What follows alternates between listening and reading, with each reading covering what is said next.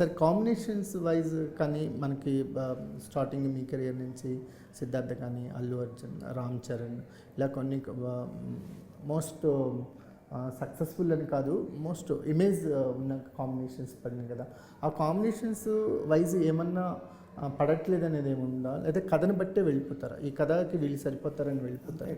కథ బట్టే కదా. అంటే కాంబినేషన్స్ కోసం ఎప్పుడు కాంబినేషన్స్ కోసం అని అలా ఏముండదు. కథ బట్టే ఇప్పుడు ఏ సినిమా అయినా, నేను ఇప్పటివరకు చేసిన సినిమాలన్నీ ఇప్పుడు ఇంక్లూడింగ్ జాక్ అంటే కాంబినేషన్ ఇలా ఒకటి ఉంటుంది. అలా for example very simple reason చెప్తాను చూడండి. బొమ్మరిల్లు 2 తీయమన్నారు, ఆరెంజ్ 2 తీయండి అన్నారు.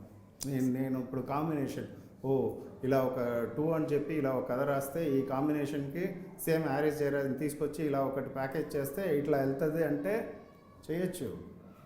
కానీ నేను చెప్పాను, నేను అది చేయను. నేను అది 2 చేయాలనుకుంటే ఎంతసేపు, ఎంత టైం పడుతుంది కూర్చుని ఏదో కథ రాయడానికి. నేనేంటంటే థీమాటికల్గా నేను ఫార్వర్డ్ అయ్యానా, ఆ కథలో నుంచి ఇంకోటి కనెక్ట్ చేశానా అన్నదే నేను చూస్తాను. సో అందువల్ల ఏంటంటే కాంబినేషన్స్ గురించి దాంట్లో నుంచి అంటే ఏం లేదు సార్, జస్ట్ ఏంటంటే మీతో ఒక హీరో సినిమా చేయాలనుకున్నారు, భాస్కర్ గారు మనం సినిమా చేద్దామన్నారు, అతనికి ఒక కథ రాస్తారా మీరు? ఇప్పుడు ఆరెంజ్ అలా రాసింది. ఇప్పుడు ఆ టైంలో ఏంటంటే చరణ్ నేను కలిసి చేయాలన్నప్పుడు జనరలీ నా దగ్గర కథలన్నీ 4 years 5 years రాసిన కథలు మెల్లగా అలా డెవలప్ చేసి అది చాలా టైం పడుతుంది.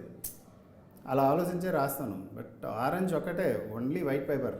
సో చరణ్ నేను ఒక సినిమా కావాలి, ఓ లవ్ స్టోరీ, అది ఫారిన్లో జరగాలి, ఫారిన్ బ్యాక్డ్రాప్లో ఒక లవ్ స్టోరీ కావాలని అసలు 1 line కూడా లేదు, ఐడియా లేదు, ఏమీ లేదు.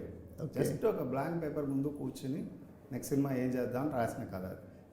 నేను కెరీర్లో చేసిన ఒకే ఒక కథ అలా రాసింది, అదొకటే.